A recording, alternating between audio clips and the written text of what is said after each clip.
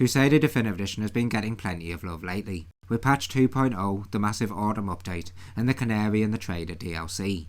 After spending the last 2 weeks diving deep into the new content and checking out the all new updates, I thought now would be a great time to share my thoughts on everything new, from the gameplay improvements to the latest additions to the roster. The Round Table.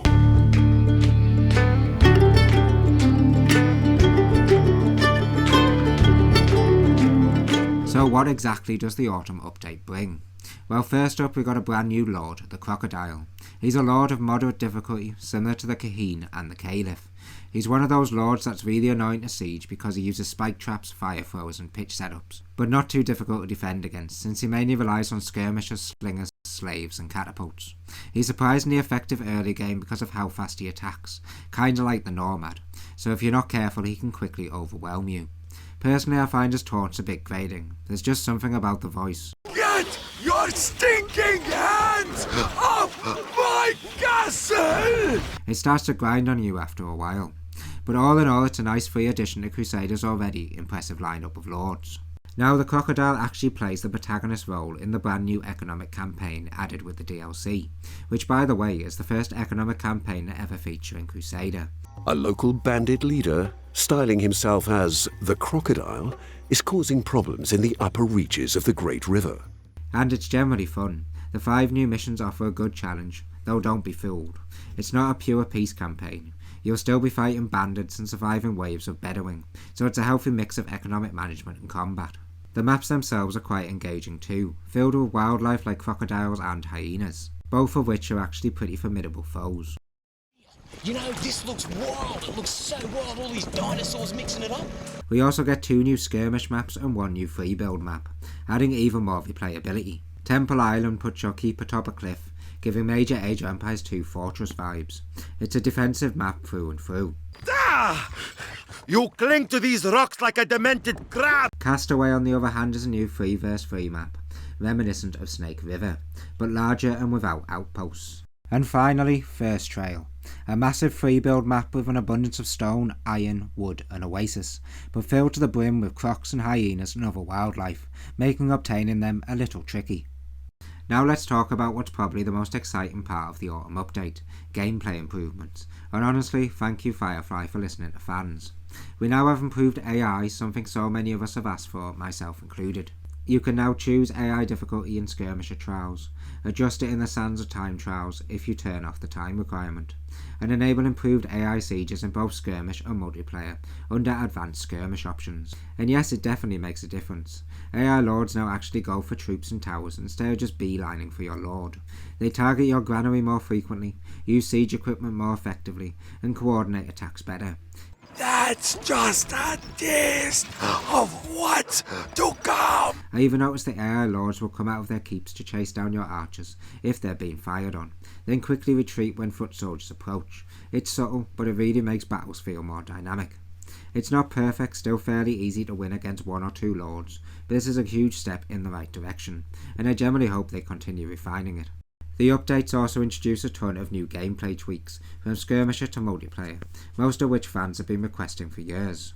Some of my favourites: improved spearmen, which now run and have higher health, making them actually useful. This makes early game opponents like the Rat and the Snake much more tough.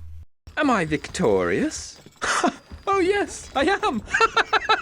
Improved Arabic swordsmen finally bring them closer to the European counterparts, and optimised fletchers. Instead of returning to the workshop after delivering weapons, they go straight to pick up more wood. It just makes sense. All of these tweaks add fresh, fun twists to every match, especially in multiplayer, where hosts can now have more control than ever. You can even randomise skirmish setups now. Not my thing personally, but a nice touch for those who want unpredictable matches. Another great addition is you can now create your own coat of arms. There's a ton of patterns, icons and colour options to choose from, letting you design your own unique banner. It's a small feature but an awesome one, perfect for showing off in multiplayer matches and putting all the other lords to shame. You are the greatest lord. The rest of the updates focus heavily on multiplayer. There's now improved setup for verse AI matches, and promises for fewer crashes and desyncs. And honestly, in the matches I've played since the update, it's been really smooth. I've had maybe a few desyncs here and there, but nothing major. It's night and day compared to how Crusader Definitive Edition launched. Now on to the DLC itself, the Canary and the Trader. Starting with the Canary, she's essentially the Rat's sister, and her playstyle reflects that. She uses the same roster, archers and spearmen, and her castle layout is messy and simplistic, just like her brothers. Her taunts and mannerism are almost identical too, throwing tantrums and sounding a lot like the Rat. I cannot, shouldn't, die. Oh, Ratikins, where are you? She's a little tougher than him, maybe on par with the Snake, but still very easy for veterans to beat. The Trader, on the other hand, is a bit more interesting. He reminds me of the Sultan, builds a broad castle, relies heavily on Bedouin units like heavy camels and eunuchs, and has a strong economy with tons of bread production. He's a moderate challenge, but I wish his well-focused theme was pushed further.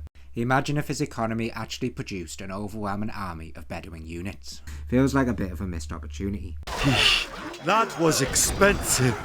A lot easier if you just gave up. His taunts are fitting but not particularly memorable compared to someone like Richard the Lionheart or the Caliph. The DLC also adds a brand new Sands of Time Skirmish trial featuring 9 missions. These are all fun, well designed and often pit you against multiple new lords at once, keeping things engaging throughout. For the $3.99 asking price, it's a solid bit of extra content and definitely worth it if you enjoy the Skirmish trials. Overall, I'm really happy with both the Autumn Update and the Canary and the Trader DLC. The new Peace campaign is a great free addition, even if it's not that peaceful, offering a good challenge that forces you to think strategically. The advanced skirmish options are my favourite part of the update, hands down. The improved AI is a major leap forward, and I hope Firefly keep building on it, because fans, myself included, have been crying out for smarter, more reactive opponents. We're close, but not quite there yet. The added gameplay options also give players way more control over pacing, production and unit balance. All great stuff. If there's one weak point though, it's the new lords. They just don't pose much of a challenge. The Canary feels like a copy of the Rat, fun personality but too similar and too easy to defeat. The Crocodile is my favourite of the bunch, mainly because of his use of pitch and traps, though I could do without the 3 pack a day voice.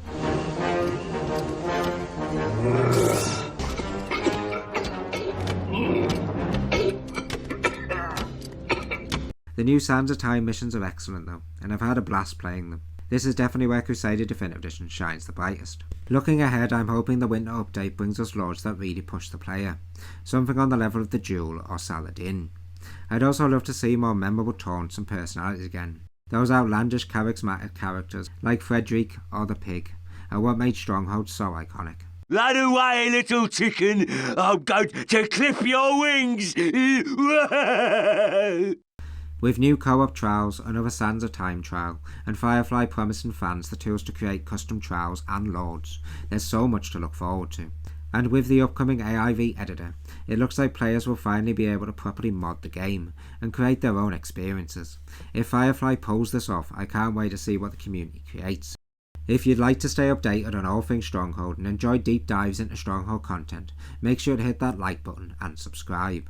Once I hit 500 subs, I'll be setting up a Discord for the channel, a place where we can all chat all things Stronghold, and build a proper community together.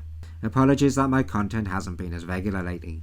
I've just moved house and work's been busy, but now that I'm settled I promise uploads will be much more regular again. Thanks so much for watching, and I'll see you in the next one.